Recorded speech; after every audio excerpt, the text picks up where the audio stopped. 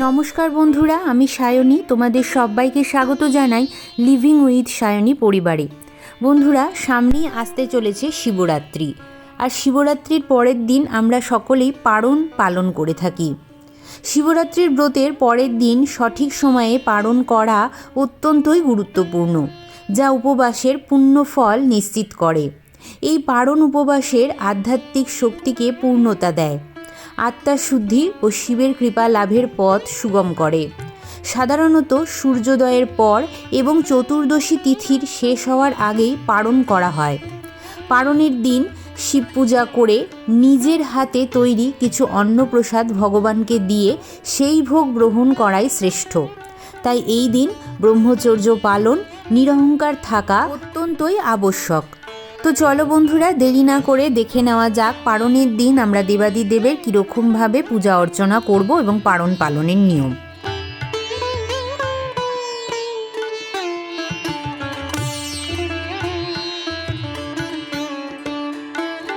সকাল সকাল স্নান সেরে শুদ্ধ বস্ত্রে ঠাকুর মন্দিরে এসে প্রথমেই আমরা আচমন সেরে নেব। হাতে নিচ্ছি গঙ্গা জল, বলছি তদ্বিষ্ণু পরমং পদম সদা পশ্যন্তি সুরয় দিবিব চক্ষুরাতম ওম বিষ্ণু ওম বিষ্ণু ওম বিষ্ণু। এরপরে হাতে আবারও একটু গঙ্গা জল নেব এবং বিষ্ণু স্মরণ করে নেব। বলবো অপবিত্র পবিত্র বা সর্বাবস্থাং গত পিবা যৎসরেত পুণ্ডরিকাক্ষ সবাহ্য অভ্যন্তর সূচি নমসূচি নমসূচি নমসূচি। এই বছর শিবরাত্রির পারণ পড়েছে ইংরেজির 16ই ফেব্রুয়ারি 2026, বাংলার 3রা ফাল্গুন 1432 সোমবার। স্মার্ত মতে পূর্বাহ্ন ঘন্টা 9টা 59 মধ্যে আমাদেরকে শ্রী শ্রী শিবরাত্রির ব্রতের পারণ সারতে হবে। সর্বপ্রথম আমি ঠাকুর মন্দিরে এসে আগের দিন অর্থাৎ শিবরাত্রির দিন আমি শিবলিঙ্গে যে সমস্ত ফুলমালা নিবেদন করেছিলাম সেই বাসি ফুলগুলোকে আমি সরিয়ে নিয়েছি এবং পাটাটা আমি একটু পরিষ্কার করে নিয়েছি। আগের দিন রাত্রে আমি যে 3টে গোটা ফল নিবেদন করেছিলাম সেই ফলগুলো আমি একটা প্লেটের মধ্যে উঠিয়ে নিয়েছি। এটা কি করতে হবে আমি একটু পরে সেটা তোমাদেরকে জানিয়ে দিচ্ছি। প্রথমেই আমি যেটা করব তা হলো সাদা চন্দন একটু বেটে নেব। শিব পুজোয় শ্বেত চন্দনের ব্যবহার হয়, এটা তো আমরা সকলেই জানি, তাই একটু সাদা চন্দন আমি বেশি করে বাটবো। এই দিয়ে আমি বাবাকে তিলকের বিধিও সম্পন্ন করব, আর কিছু কিছু কাজ আছে সেগুলোও আমি শ্বেত চন্দন দিয়ে সম্পন্ন করব। পারণের দিন সকালবেলাতেও আমি একটু পঞ্চামৃত করব, তার জন্য একটা ঘটির মধ্যে দুধ, দই, ঘি, মধু একসাথে মিশিয়ে নিয়েছি। আর লাগবে আমার একটু গঙ্গা জল, যেটা দিয়ে আমি একটু অভিষেক করব, তো এখানে নিয়ে নিলাম। আর তার মধ্যে একটু কর্পূরের গুঁড়ো মিশিয়ে নিচ্ছি। বাবার জন্য একটা স্নান পাত্র নিয়ে নিলাম। এই স্নান পাত্রের মধ্যে আমি শ্বেত চন্দন দিয়ে স্বস্তিক চিহ্ন অঙ্কন করে নিচ্ছি। তোমরা ওম চিহ্নও অঙ্কন করতে পারো। স্বস্তিক, ওম, শ্রী এই 3টে চিহ্নই হচ্ছে শুভ চিহ্ন, তাই যে কোনো পুজোতেই এই 3টে চিহ্ন অঙ্কন করা যায়। আর এর উপরে আমি একটি বিল্লপত্র দিয়ে দেব। তোমরা চাইলে এই স্বস্তিক চিহ্নটি অষ্টগন্ধা চন্দন দিয়েও অঙ্কন করে নিতে পারো। দেবাদিদেব মহাদেবের কাছে তাকে স্নান পাত্রে বসানোর জন্য অনুমতি চেয়ে নিচ্ছি। ওম নমঃ শিবায়, ওম নমঃ শিবায়, ওম নমঃ শিবায়, হর হর মহাদেব।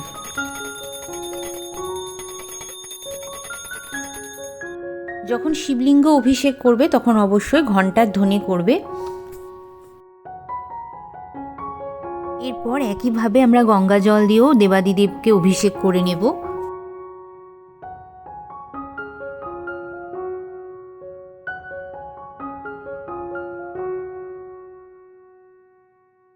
এই যে অভিষেকের জলটি বেরোলো, এই জলটি তুমি প্রথমে তোমার 2 চোখে দেবে, তারপর নিজের গ্রীবায় অর্থাৎ গলায়, তারপরে মাথাতে ছিটিয়ে নেবে। আর বন্ধুরা অবশ্যই নিজের হৃদয়ে একটু এই জল অর্থাৎ বুকে এই জলটা একটু ঠেকাবে।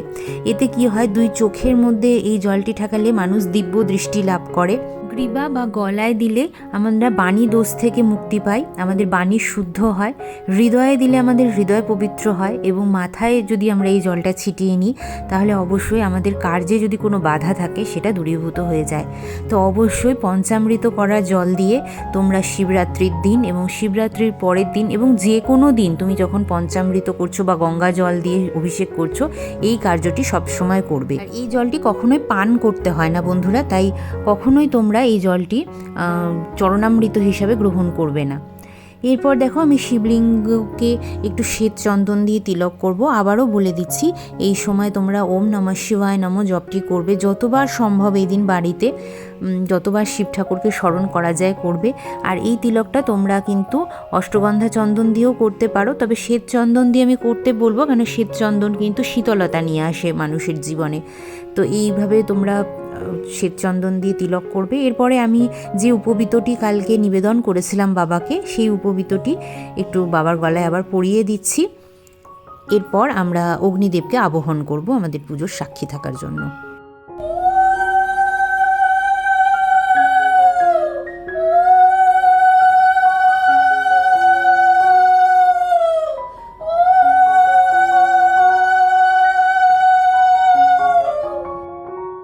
দেবাদিদেব মহাদেবের কিছু প্রিয় ফুল আমি এখানে নিয়ে নিয়েছি। দেখো সাদা ফুল আছে একটু ধুতুরা ফুল আছে, একটা আকন্দ ফুলের মালা আর একটা ধুতুরা ফল, আর নিচ্ছি বেলপাতা। বেলপাতা ছাড়া তো মহাদেবের পুজো কখনোই সম্পন্ন হয় না বন্ধুরা, একটি হলেও আমাদেরকে বেলপাতা নিবেদন করতে হবে। আর দিচ্ছি একটু দূর্বা আর সাদা চন্দন দিয়ে আমি এই ফুলগুলোকে শুদ্ধিকরণ করে নিচ্ছি।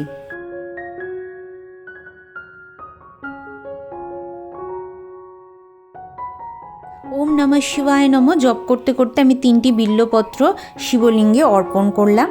এরপর একে একে একটি করে ফুল আমি দেব আর মনে মনে ওম নমঃ শিবায় নমঃ জপ করতে থাকবো। মালাটাও আমি পরিয়ে দিলাম বাবাকে, আর মালা পরানোর পরে বাবাকে কি সুন্দর লাগছিল দেখো। এরপরে আমি একটি ধুতুরা ফল বাবাকে নিবেদন করে দিলাম। যতবার যা নিবেদন করব তার সঙ্গে সঙ্গে কিন্তু ওম নমঃ শিবায় নমঃ জাপটি করব। আর এখানে ত্রিশূল আর নন্দী মহারাজেরও কিন্তু পুজো আমি করে নিচ্ছি। এই সময় বন্ধুরা তোমরা মনস্কামনা পূরণের জন্য একটি কার্য করতে পারো। নন্দী মহারাজের কানে কানে তোমার যে কোনো একটি মনস্কামনা তুমি কিন্তু এই সময় জানিয়ে দেবে। বলা হয় নন্দী মহারাজ হলেন বাবার অত্যন্ত প্রিয় ভক্ত এবং সর্বশ্রেষ্ঠ ভক্ত, তাই নন্দী মহারাজকে কোনো কিছু যদি কানে কানে জানানো হয় তাহলে সেটা সর্বাগ্রে দেবাদিদেবের কাছে যায় এবং দেবাদিদেব কিন্তু সেই মনস্কামনা সবার আগে পূর্ণ করে। এখানে দেখো কিছুটা পরিমাণ আমি গোটা আতপ চাল বা অক্ষত নিয়েছি, সেটাও আমি শিবলিঙ্গে দিলাম। কি কি কারণে দেওয়া হয় আগের পূজাবিধিগুলোতে আমি ব্যাখ্যা করেছি। এবার বলি যেটা মনস্কামনা পূরণের কথা, এই নন্দী মহারাজের কানে কানে কিন্তু তোমরা শিবরাত্রির দিন এবং পারণের দিন তোমরা নিজের মনস্কামনা জানাবে এবং অবশ্যই তুমি প্রতি সোমবারও নন্দী মহারাজকে এই মনস্কামনা জানাতে পারো। বাবার জন্য কিছুটা ফল কেটে নিয়েছি আর এখানে দেখো একটা পাথরের বাটি নিয়ে নিয়েছি। আজ অনেক সকালবেলায় উঠে মা কিন্তু আমাকে চিনির পায়েস করে দিয়েছে।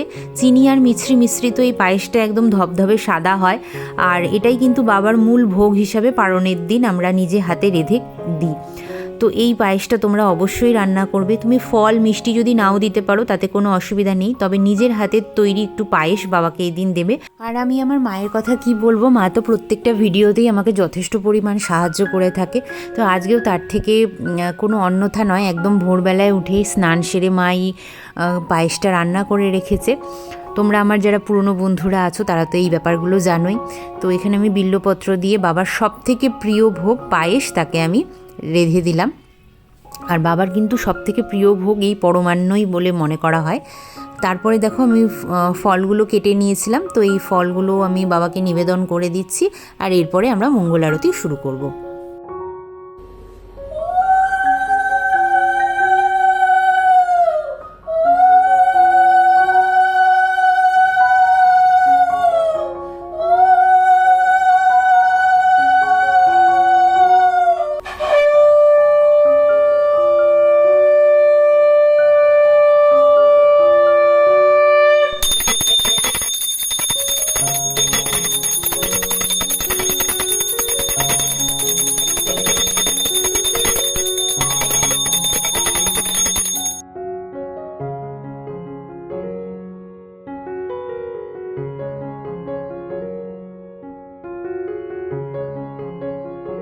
মঙ্গল আরতি সম্পন্ন হওয়ার পর এবার আমরা ব্রত ভঙ্গ করব।